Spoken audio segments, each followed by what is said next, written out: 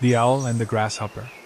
Once upon a time, deep in a quiet forest, there was an old owl who was very particular about her sleep. She snoozed all day, nestled in her cozy den in an ancient oak tree. But as soon as the sun dipped below the horizon and the sky turned purple, she was wide awake and ready to hunt. Hoo-hoo-hoo-hoo. Her call echoed through the trees as she searched for delicious bugs, beetles, frogs, and mice. Now, this owl was not your ordinary, calm, wise creature. No, as she grew older, she became rather grumpy, especially when anyone disturbed her beauty sleep. One warm afternoon, as she rested in her den, a cheerful grasshopper nearby started chirping away with a loud, raspy song. Ar-ar-ar-ar-ar-ar-ar. The owl's head popped out of her tree hole. She blinked her big, sleepy eyes and flapped her wings in annoyance. "Get away from here, sir!" she hooted. "You should respect your elders and let me sleep in peace." The grasshopper, not at all scared of the cranky old owl, hopped over and said, "Why should I stop? I've got just as much right to sing in the sunshine as you have to sleep in that tree." The owl, not wanting to start an argument, thought for a moment. She couldn't punish him now. Her eyes weren't sharp enough during the day to catch him, and she was much too sleepy to argue. So, she decided to use her cleverness instead. "Ah, well," she said sweetly, "if you're going to keep me awake, I may as well enjoy your song. In fact, I've got something that will make your music even more beautiful, a special wine from Olympus, the home of the gods. I hear Apollo himself drinks it before he sings. Why don't you come up here and try it?" The grasshopper, completely fooled by the owl's sweet words, hopped up to her tree den, eager to taste the magical drink. But as soon as he got close enough, the owl opened her big, sharp eyes and snatch. She pounced and gobbled him up in one gulp. The owl settled back, feeling quite satisfied. Moral of the story: flattery isn't always a sign of true admiration. Be careful, it might just be a trick. Don't let sweet words fool you when there's trouble nearby.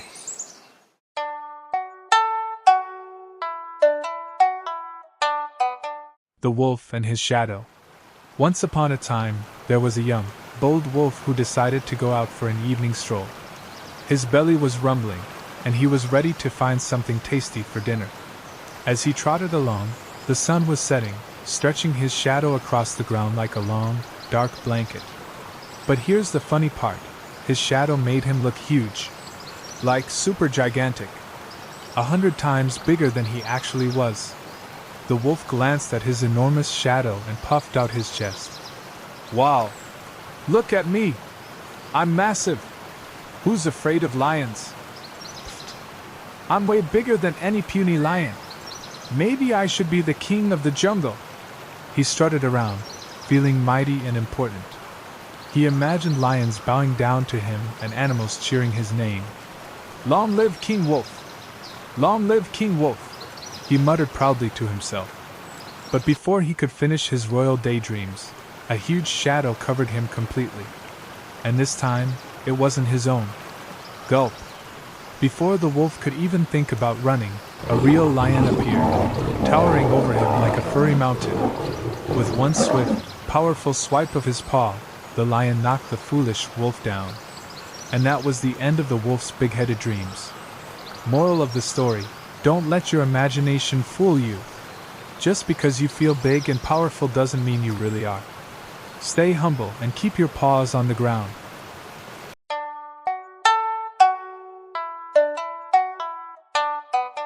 The Two Friends and the Lucky Purse. One sunny afternoon, two best friends, Benny and Frankie, were trotting down a dusty road, playing a game of Guess That Animal Noise.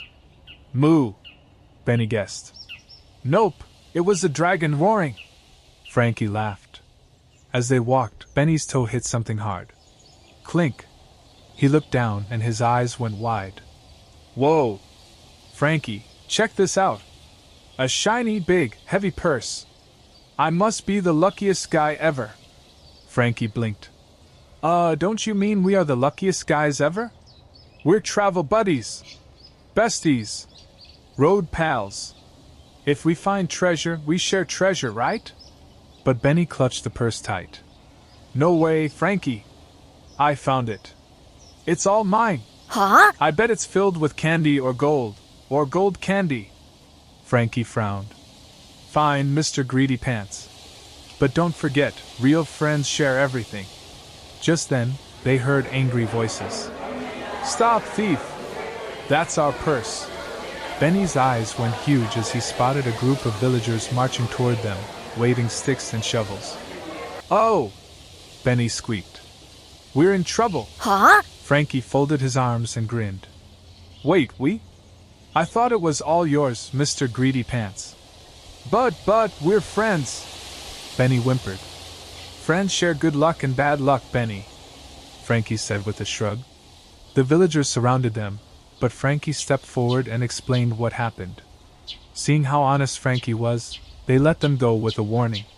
Thanks for helping me out, Benny said sheepishly. You were right. Friends share everything, even scary mobs of villagers. They both laughed and kept walking, this time sharing everything they found along the way, good or bad. Moral of the story: friends share their good times and their bad times.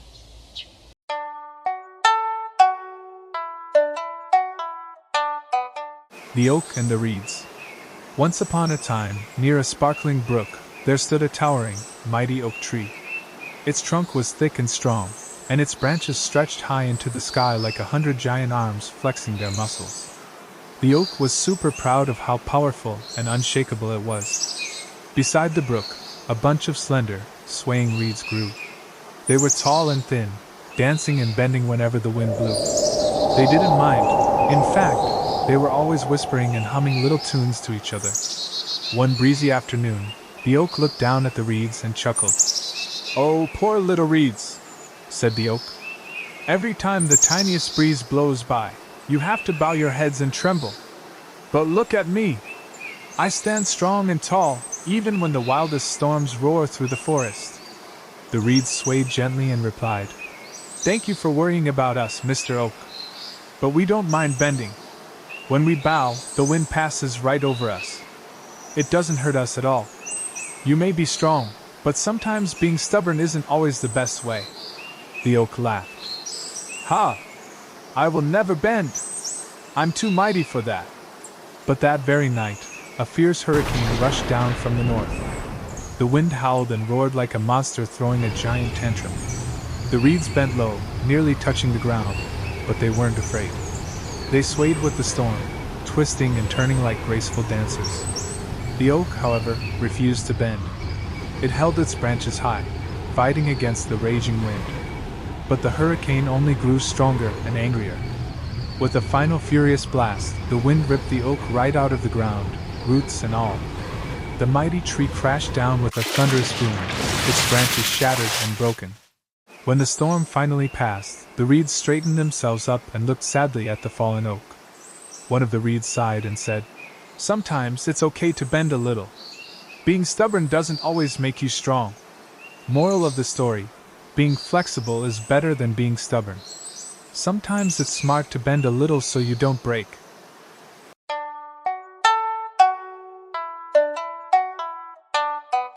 The Fox and the Grapes. One sunny afternoon, a clever little fox was trotting through the forest when he spotted something wonderful. A big, juicy bunch of purple grapes hanging from a vine. The sunlight made them sparkle, and they looked so plump and sweet that his mouth started watering right away. Those grapes must be delicious, the fox said, licking his lips. But there was one problem. The grapes were hanging high up on a tree branch. The fox wiggled his tail, stretched his legs, and took a big jump, boing, but he missed. No problem, he said. I just need a running start. So he took a few steps back, ran as fast as he could, and jumped even higher, whoosh, but he still couldn't reach them. Humph. Maybe third time's the charm. He tried again, and again, and again. But no matter how high he leaped, the grapes stayed just out of reach. Finally, the fox plopped down on the ground, panting. He glared at the grapes and scrunched up his nose. Humph. I bet those grapes are sour anyway. Who needs them? I didn't want them in the first place, he huffed, flicking his tail. and off he trotted, pretending he didn't care. But deep down, oh, how he wished he could have just one bite. Moral: when we can have something, it's easy to say we never wanted it, but deep down, we know the truth.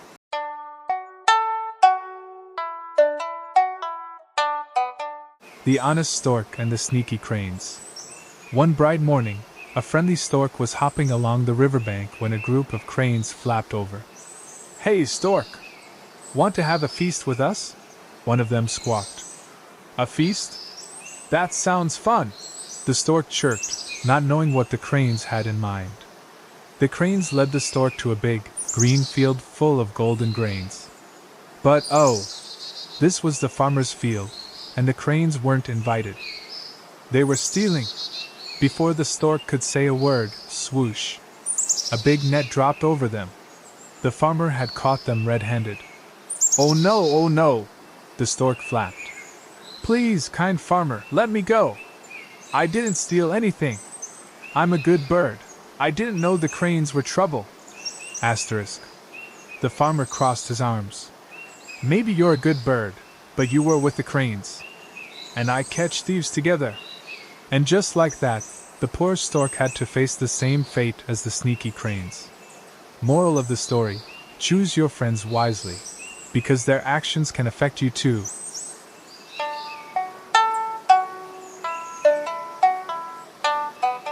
The Sheep and the Squeaky Pig. One bright morning, a chubby little pig was trotting through a meadow, snuffling around for tasty treats. But suddenly, whoosh, a shepherd swooped in and scooped him up. "Eek!" the pig squealed at the top of his lungs. He kicked his legs and wiggled like a wild noodle. You'd think the poor pig was being chased by a dragon. But nope, it was just the shepherd, tucking the pig under his arm like a wiggly football, heading off to the marketplace. The sheep, grazing nearby, couldn't believe their eyes. They giggled and snickered as they trotted over to see the noisy commotion. "What's the big fuss, piggy?" one sheep called out with a chuckle. "The shepherd picks us up all the time. We don't make such a racket." Another sheep nodded. "Yeah, he just gives us a haircut and sends us back to play. What's the big deal?" The pig kicked and squealed even louder. "Haircut? Haircut? He's not after my fluffy coat. He's after my bacon. And I kinda need that to stay in one piece. Eek!" The sheep stared, wide-eyed. Oh. They backed away, realizing why the pig was making such a wild fuss. Moral of the story: it's easy to be calm when there's nothing to lose.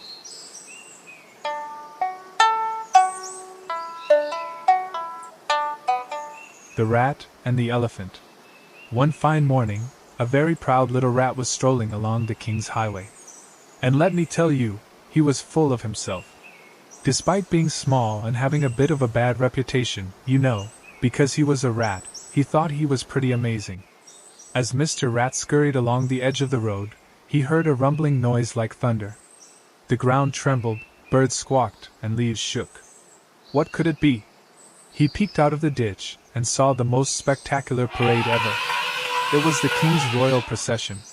And leading it all was a massive elephant, dressed in the fanciest, most glittery decorations you could imagine. Jewels, golden cloth, shiny ribbons. It was like a walking treasure chest. The king himself sat on a fancy seat on top of the elephant, called a howdah, surrounded by his royal dog and cat, who were looking very important and snooty. A huge crowd followed, cheering and waving. But guess what? Nobody even noticed the little rat. Not a single cheer for Mr. Rat. How rude! What is wrong with these people? The rat squeaked angrily. Why are they so impressed by that wrinkly old elephant? Sure, he's big, but I have legs and eyes and ears just like him. I'm just as special, maybe even more so. The rat puffed up his tiny chest and continued his rant. They should be cheering for me. I'm smart. I'm fast. But before he could finish bragging, the royal cat's ears perked up. She spotted Mr. Rat and, with a quick flick of her tail, pounced right at him. Eek! Squealed the rat, scrambling back into the ditch, his heart pounding like a drum. He had never run so fast in his life. As he caught his breath, he whispered, "Okay, maybe I'm not quite as important as an elephant. Or even a cat, for that matter." Moral of the story: just because you have a little in common with someone great doesn't make you great. Stay humble, little one.